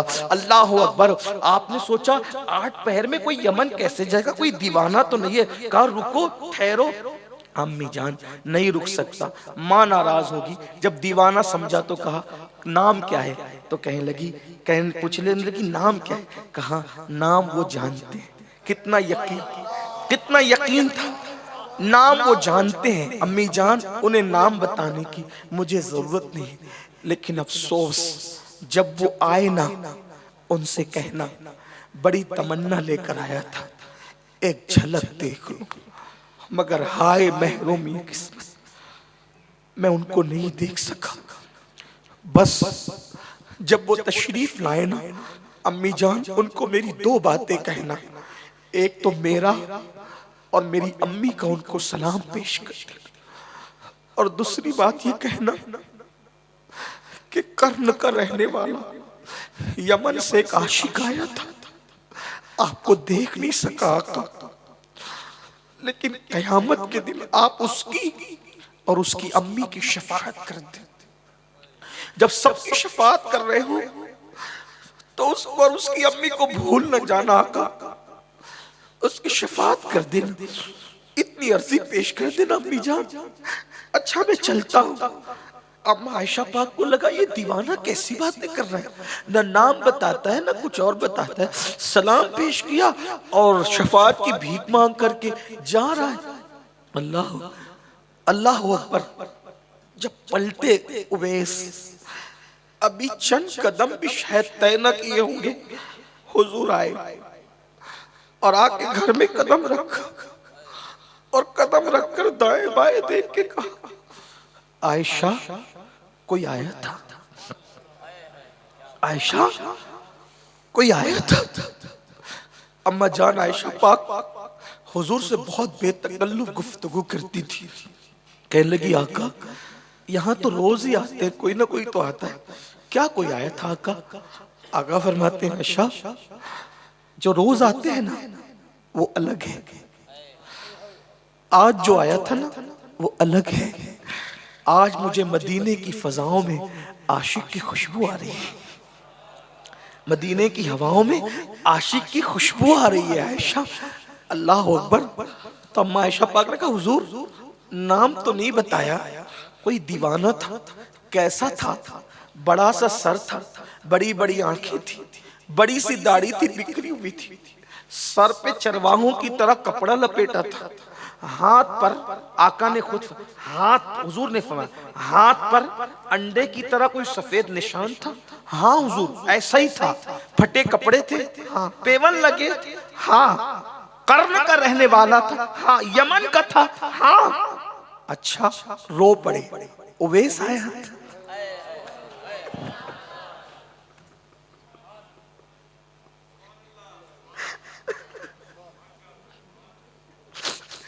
उवैस हुजूर नाम नहीं बताया। उवैस आया था। क्या कहा उसने? आका उसने दो बातें की। मेरी माँ ने मुझे कम वक्त के लिए भेजा है, माँ की नाफरमानी करूंगा माँ का दिल दुखेगा तो हुजूर का दिल दुखेगा, इसलिए मैं आका का दिल दुखाना नहीं चाहता, मुझे वक्त पे पहुंचना है। दो बातें कही। ये कहा कि बड़ी तमन्ना लेकर आया था, एक जियारत करूंगा, लेकिन उन्हें मेरा सलाम कह देना, और दूसरी अर्जी ये पेश करना, मेरी माँ के सलाम के बाद आका जब सबकी शफाअत करें तो मुझे और मेरी अम्मी को भूल न जाए, मेरी भी शफाअत कर दें आका। हुजूर रो पड़े। उसकी आका वो कौन था? आका फरमाते थे आयशा वो था, अगर वो दुआ कर दे, अगर वो दुआ, अल्लाह मेरी उम्मत को बख्श, उसकी दुआ से अल्लाह मेरी उम्मत को बेहिसाब जन्नत अता कर दे। उसकी आका उसको ये मकाम कैसे मिला? हुजूर जिसकी दुआ की बात करें उसको ये मकाम कैसे मिला? आका फरमाते माँ की खिदमत की बरकत से अल्लाह ने उसको ये मर्तबा अता फरमाया। और आका फरमाते क़यामत के दिन जब ये उवैस पुल सिरात से गुजरेगा तो 70,000 फरिश्तों को उसका हमशक्ल कर दिया जाएगा और हमशक्ल बना करके उसको उसके साथ रुखसत किया जाएगा। ये मर्तबा किस वजह? देखो यहाँ उवैस करनी नमाजी भी थे लेकिन नमाज का जिक्र नहीं, तहज्जुद गुजार भी थे, तहज्जुद का जिक्र नहीं किया, कुरान की तिलावत भी करते थे उसका जिक्र नहीं किया, तस्बीह व तहलील भी करते थे उसका जिक्र नहीं किया। जिक्र किसका? माँ की खिदमत। माँ की खिदमत ने उवैस करनी को ये मकाम अता किया। आप और हम आज क्या कर रहे हैं? अल्लाह के बंदो, अगर आप अपने माँ बाप को मना सकते अभी इसी वक्त घर जाके सबसे पहला काम ये करना, अगर माँ बाप हयात है तो उनको राजी कर, उनको अपने घर में रखो बादशाहों की तरह, उनके गुलाम बनकर रहो। जब उनसे बात करो तो पहले पूछ लिया करो इजाजत है बात करने की, अगर वो इजाजत दिया करें तो ऐसे बात किया करो जैसे कोई गुलाम अपने आका से बात करता। इस तरह माँ बाप को रोटी कपड़ा मकान देकर आप हक अदा नहीं कर सकते, बल्कि मशहूर बात है, मेरे आका ने फरमाया सल्लल्लाहु अलैहि वसल्लम की बारगाह में एक सहाबा के कहते हैं मैंने अपनी माँ को पैदल हज कराया और ऐसी धूप में कराया कि अगर जमीन पे गोश्त डाला जाए तो कबाब बन जाए, क्या मैंने अपनी माँ का हक अदा कर दिया? आका फरमाते पैदाइश के वक्त जो झटके लगे थे शायद उस एक झटके का हक अदा, झटके का हक ये है। माँ बाप बहुत कुर्बानी देते हैं मेरे भाई, अपना पूरा शबाब कुर्बान कर देते हैं औलाद के लिए। औलाद जवान होकर के क्या करती है? एक बात ये भी सुन ले आखिर में, अगर माँ बाप नाराज है अल्लाह ना नमाजें कबूल करता है ना दुआएं कबूल करता है।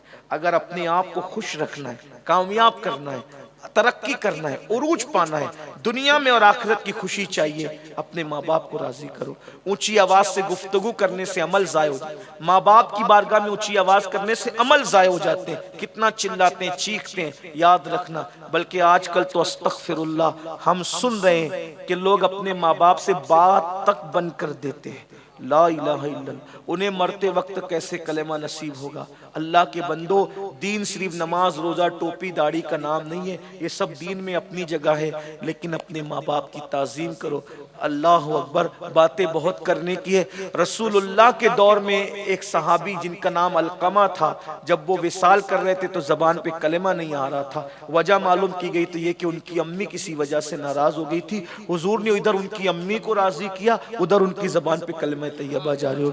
मेरे भाइयों, जिन्होंने रसूलुल्लाह के हाथ पे कलमा पड़ा था, उनकी ज़बान पे कलमा नहीं आ रहा था, सिर्फ इस वजह से कि माँ किसी उन्होंने नाराज किया नहीं था, हो गई थी नाराज किसी अपने अपने ज़ोम के अंदर, लेकिन हुजूर ने उनको राजी किया और कलमा उनकी, तो इसलिए माफी मांगो माओ, उनको राजी करो, उन्हें खुश रखो। सबसे बड़ा मुर्शिद उन्हीं को जानो, सबसे बड़ा मुर्शिद उन्हीं को मानो, क्योंकि कोई कितना भी बड़ा दुआ कर दे, सैयद साहब आए बस्ती में दुआ कर दे, बापू दुआ कर दे, उलमा दुआ कर दे, मेरे भाई सच्ची सच्ची बात कहने का आदी हूँ, किसी को बुरा लगे तो माफ करना, घर जाके 2 रोटी ज्यादा खा लेना। कितना भी बड़ा सैयद साहब, कितना भी बड़ा पीर साहब, कितना भी बड़ा वली अगर दुआ कर दे, गारंटी नहीं, मैं वली की भी बात कर रहा हूं मेरे भाई, हम अहले सुन्नत का अकीदा ये है, अगर अल्लाह चाहे तो किसी वली की दुआ को भी रद्द कर देता। ऐसा हुआ मेरे भाई, कभी कभी नबियों की दुआ का असर जाहिर होने में 50-50 साल का अरसा चला गया। ये तारीख है, कुरान हदीस उठाकर पढ़ो। अंबिया की दुआ की का असर जाहिर होने में भी कभी कभी 50-50 साल का असर गया। आप क्या समझे क्या हो? मैं कोई अंबिया पे माँ बाप को फजीलत नहीं दे रहा, उसका गलत मतलब मत निकालना, उन्हीं की खैरात ये बता रहा हूं कि मेरे आका ने फरमाया कि जब माँ बाप दुआ करते हैं तो अल्लाह तबारक व तआला माँ बाप की दुआ को औलाद के हक में कभी रद्द नहीं करता, बल्कि हुजूर ने जो बाप की दुआ का मकाम बताया, ये नहीं फरमाया कि बाप की दुआ हजरत मूसा की दुआ की तरह, बाप की दुआ हजरत यूनुस की दुआ की तरह, ये नहीं फरमाया कि बाप की दुआ हजरत ईसा की दुआ की। भाई ये सब शान वाले लोग, लेकिन क्या फरमाया, दुआ वालिदिही ले वलादिही का दुआई लकुम, कि तुम्हारे बाप की दुआ तुम्हारे हक में ऐसी है जैसे मुझ मोहम्मद की दुआ मेरे उम्मती के लिए हुआ करती है। हुजूर ने बाप की दुआ को खातिमुन नबीयीन की दुआ का दर्जा अता फरमाया है कि जैसे मुझ मोहम्मद की दुआ उम्मत के हक में रद्द नहीं होती, मेरे सदक़े में तुम्हारे बाप की दुआ तुम्हारे हक में रद्द नहीं होती। इतनी कन्फर्म और यकीनी दुआ छोड़कर तुम डाउटफुल दुआओं के पीछे पड़े हो। बताओ ना, बताइए ना, आप मुझे बताइए। मैं ये नहीं कहना कि औरों से दुआ ना लो या अंबिया की दुआ, मेरी बात का गलत मफहूम मत निकालना, लेकिन ये जरूर कहता हूँ हुजूर ने बुलंद किया है माँ बाप को, इसलिए अपने माँ बाप को मानाओ, उनको राजी करो, उनको अपने घर लाकर इज्जत से रखो, ताजीम से रखो, एहतराम से रखो। कहने को बहुत है, लेकिन किसी कहने वाले ने कहा था कि फूल की पत्ती से कट सकता है हीरे का जिगर, फूल की पत्ती से कट सकता है हीरे का जिगर, मर्दे नादा पर कलामे नरम नाजुक बेअसर। अगर किसी को सुधरना है वो तो एक ही बात सुन के सुधर जाएगा, जिनके दिलों पे मुहर लग गई है उनको तो सब चीज़ें बताकर भी कुछ नहीं होगा। लेकिन याद रखना, उलमा अपनी जिम्मेदारी पूरी करते हैं, खुतबा अपनी जिम्मेदारी पूरी करते हैं, आपकी मर्जी है। बहनों से भी कहता हूँ, माँ बाप को सताया तो उनको राज़ी कर लो, भाइयों से भी कहता है राज़ी कर लो, और अपने जन्नत को अपने से करीब रखो, अपनी जन्नत के करीब रहो। यार कोई जन्नत को भी अपने से दूर करता है? अगर अल्लाह के रसूल फरमा देते कि तुम्हारे बाप की दुआ हजरत मूसा की दुआ की तरह है तो भी बहुत बड़ी फजीलत थी, लेकिन हुजूर अलैहिस्सलाम ने क्या कहा, दुआ ही लकुम, तुम्हारे हक में तुम्हारे बाप की दुआ जैसे मेरी दुआ मेरी उम्मत के लिए। हाय हाय। और हुजूर की दुआ की शान मेरे इमाम कहते हैं, इनायत का जोड़ा, इजाबत का सेहरा, दुल्हन बन के निकली दुआए मोहम्मद, इजाबत ने झुककर गले से लगाया बड़ी नाज से जब दुआए मोहम्मद। हुजूर की दुआ की तासीर जानना है तो इतना समझ लो यार, सिर्फ नजर उठती है तो किबला बदल जाता है, जिसकी निगाह उठने से किबला बदलता है उसकी दुआ से क्या इनकलाब आता हो। और हुजूर फरमाए कि तुम्हारे हक में तुम्हारे बाप की दुआ ऐसी है जैसे मुझ मोहम्मद की दुआ मेरे उम्मती के हक में। इसलिए वो यकीनी दुआएं लो, उनके पैर दबाया करो, उनके पास बैठा करो, टाइम दिया करो, बातचीत किया करो। इतना समझ लो, हमारे बचपने में हमें माँ बाप की जितनी जरूरत थी उनके बुढ़ापे में उनको उतनी हमारी जरूरत है। माँ बाप इंतजार करते, बच्चे आके बैठेंगे, खैरियत पूछेंगे, ये करेंगे। आजकल के बच्चों को फुर्सत ही नहीं है। इस मजमे में तुम्हारे पास एक बंदा ऐसा भी है, मैं उसका नाम नहीं लूंगा, एक बंदा इस मजमे में ऐसा है कि जब वो अपने घर रहता है और सुबह होती है तो उस वक्त तक न वो खाता है न पीता है, जब तक वो अपनी माँ का चेहरा नहीं देख लेता। तुम्हारे मजमे में एक बंदा ऐसा है, अगर उसका रोजा भी हो और इफ्तार का वक्त हो जाए तो वो पहले अपनी माँ का चेहरा देखता है, उसके बाद इफ्तार करता है। आप ये ऐसे लोग भी आज भी तुम्हारे दरमियान मौजूद है। दुआ करें अल्लाह हमें भी इसकी तौफीक अता फरमाए और अपने माँ बाप की इज्जत की तौफीक दे। गुफ्तगू के दरमियान में अगर कोई गलती हो अल्लाह ताला मुआफ़ कर दे। अस्तगफिरुल्लाह रब्बी मिन कुल्लि ज़ंबिन व अतूबु इलैह। क्या इस मजमे में कुछ लोग ऐसे हैं जो आज से ये अहद करते हैं कि माँ बाप को उफ भी नहीं करेंगे और बादशाहों की तरह रखें? सुभान अल्लाह। अगर ऐसा हो गया तो तुम्हारे माँ बाप की दुआ मुझे लगेगी। अल्लाह से दुआ करता हूँ अल्लाह मुझे भी अपने माँ बाप का फर्मा बरदार बना करके रखे। और याद रखना, जिसको जो मिलता है दुआओं ही से मिलता है। हजारों साल की मेहनतें वहाँ तक नहीं पहुँचाती जहाँ माँ बाप की दुआ पहुँचा देती है। जब माँ बाप की दुआ से विलायत मिल जाती है तो यार क्या नहीं मिल सकता। इसलिए अपने माँ बाप से दुआएं लिया करो। मैं दुआएं करवाया करो की बात नहीं कर रहा हूँ। क्या कह रहा हूँ, दुआएं करवाने में और लेने में क्या फर्क है। दुआ करवाने में मतलब अब्बा दुआ कर दो, अम्मा दुआ कर दो, ये सब नहीं। करवाने का मतलब ये हुआ दुआ कर दो, फिर हो गई दुआ। लेकिन दुआ लेने का क्या मतलब, आप उनकी इतनी खिदमत करें, कुछ ना कहो, दिल से निकले अल्लाह बहुत खिदमत करता है मेरा बेटा, इसको ये अता कर। फिर ये जो निकलती है ना यहाँ से, ये उसकी बड़ी बात होती है। अल्लाह ताला इस महफिल को कबूल करे। हमारे सैयद यासीन बापू के वालिद, यूनुस बापू के वालिद, दीन मोहम्मद बापू के वालिद, अल्लाह ताला उस्मान बापू को दर करवट करवट जन्नत की बहार अता फरमाए। और ये बात मैं कोई चापलूसी के तौर पे नहीं कह रहा हूँ, मुझे बहुत अच्छा लगा। यासीन बापू से मैं बहुत मोहब्बत कर, अपने बड़े भाई की तरह इनको चाहता हूँ, बहुत प्यार है हमारे दरमियान। लेकिन मैंने इनको देखा अपने बाप से मोहब्बत करते। जिस दिन बापू के वालिद का विसाल हुआ, इत्तेफाक से मेरा प्रोग्राम दोराजी में था, शायद दोराजी का प्रोग्राम करके जब मैं आया तो रात भर महफिल हुई बाबा की कब्र पर। मैंने नहीं देखा, बड़े बड़े लोगों के यहाँ मैयत में मैं गया, लेकिन मैंने कहीं नहीं देखा। तदफीन करके लोग आते हैं, ज्यादा से ज्यादा कुरान खनी करके मामला खत्म कर देते हैं। यहाँ पूरी रात महफिल हुई। बल्कि मेरी आवाज नात खानों की तरह नहीं है, क्योंकि नात खानों की आवाज में क्वालिटी होती। इन्होंने कब्रिस्तान के गेट पे बिठा के कम से कम मुझे उस रात 2-2.5 घंटा नात पढ़वाई। मैंने 2-2.5 घंटे नात पढ़ाई। आगे बाबा का इंतकाल पे आपने नात शीफ पढ़ना है, हम लोग फजर तक पढ़ते रहे। ये एक मोहब्बत का इजहार होता है। टाइम हो गया है। एक नाम है, उलमा जानते हैं, इमाम अबुल कासिम अल कुशैरी हवाजनी। इनका रिसाला है रिसाले कुशैरिया। इस रिसाले को रसूलुल्लाह की बारगाह में मकबूलियत हासिल है, कबूलियत हासिल है। और इस रिसाले के बारे में सूफिया फरमाते हैं, ये रिसाला इमाम अबुल कासिम का अगर किसी घर में रख दिया जाए तो ना चोरी होगी ना कभी आग लगेगी। सूफिया कहते हैं ये बात। इमाम अबुल कासिम ये आलिम बनना चाहते थे। तवज्जो करना, क्या कुर्बानी दिए देने वाले, ये आलिम बनना चाहते। उस वक्त तो आलिम बनने के लिए बहुत दूर दूर जाना पड़ता, बहुत दूर का सफर करना। इन्होंने अपनी अम्मी से कहा कि अम्मी मैं आलिम बनने के लिए जाना चाहता। माँ ने कहा बेटा तुम्हारे बगैर मेरा दिल तो नहीं लगेगा, लेकिन ठीक है जाओ जाओ आलिम बन जाओ, जाओ। ये गए, माँ रो पड़ी, चुपके से रोई, दुपट्टे से आंसू पोंछने लगी। इनको रास्ते में थोड़ी दूर चले थे, चंद कदम, शहर भी नहीं छोड़ा था, इस्तिंजा लगी। इस्तिंजा करने बैठे तो कपड़े खराब हो गए।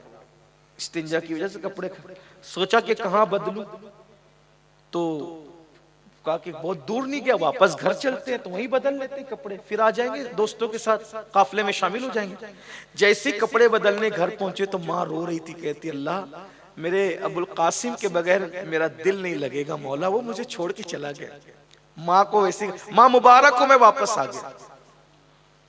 दोस्तों ने कहा मैंने आलिम नहीं बनी, मैंने नहीं बनना, इसलिए कि हर इंसान का आलिम बनना फर्ज नहीं है, मगर हर इंसान का माँ बाप की इताअत फर्ज।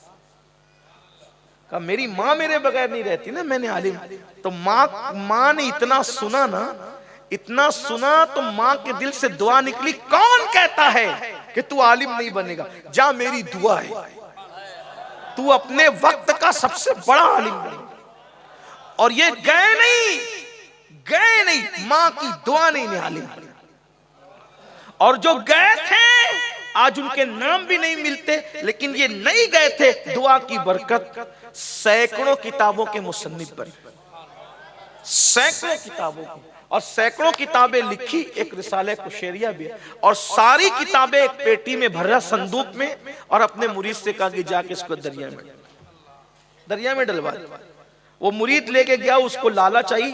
जो लोग रिसाले कुशैरिया पढ़े हुए हैं उनको पता होगा कि कितनी कीमती किताबें हैं। एक रिसाला कुशैरिया इतना जबरदस्त है, वली बना सकती है वो किताब अगर लोग उस पर अमल करें। तसव्वुफ की बहुत बड़ी अजीम किताब, बाबा फरीद जैसे लोग उस किताब को पढ़ा करते थे। सोचिए ऐसी किताब है रिसाले कुशैरिया, हो सके तो जरा पढ़ना, उर्दू जबान में आ गई, उसको पढ़ के देखना, उस पर अमल करके देखना, फिर उसकी लज्जत देखो।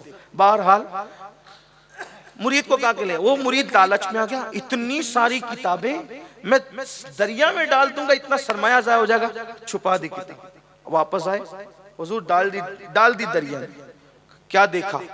कुछ भी नहीं। तो झूठ बोल रहा है, जा दरिया में डाल, तूने डाला नहीं।